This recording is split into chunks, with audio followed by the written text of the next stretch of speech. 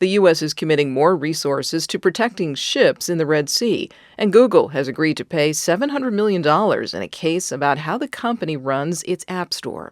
Good morning. I'm Corva Coleman from NPR News, and here are today's top stories. The U.S. has helped launch a task force to protect shipping in the Red Sea.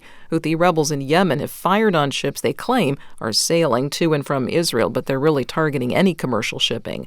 Paul McCleary covers national security for Politico. He says the attacks have led major companies like BP to limit shipping in the Red Sea. The Norwegian Shipbuilders Union and a German firm have also either said that they will try to go around the Red Sea or curtail shipping. So we haven't seen the effects yet, but it'll be pretty quickly, I think, that over the next week or two or several weeks that we'll really start seeing some disruptions in supply chains and things like that. He spoke to NPR's Morning Edition.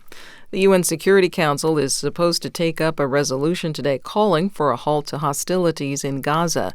The Arab-backed resolution was delayed yesterday in an effort to get the United States to either vote yes or to abstain. The U.S. vetoed an earlier Security Council resolution because it did not condemn Hamas. Since the beginning of the war in Gaza, the economy in the West Bank has plunged. NPR's Frank Langfitt reports from Ramallah that is raising concerns about more conflict in the Palestinian enclave. More than 100,000 workers are banned from going to their relatively lucrative jobs in Israel. Because of a dispute with Israel over tax revenue, the Palestinian Authority has slashed wages. Samir Abu Abaya sells Citroen vehicles. It's a lonely job these days. Am I the first person to walk in? Some friends came here. But not shoppers? Not shoppers. So you haven't had a single shopper today? Today, no. Yesterday, no. He says he hasn't sold a vehicle all month.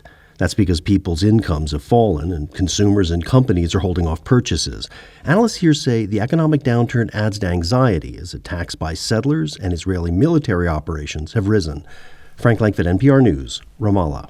Google has agreed to pay $700 million to settle a lawsuit brought by dozens of states. It's over how the big tech company operates its App Store.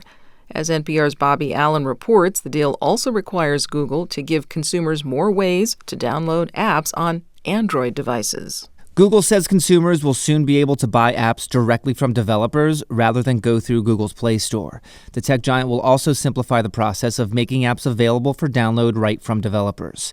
Google is loosening up the tight terms of its App Store in order to resolve a lawsuit from more than 30 states, which also includes a $700 million settlement.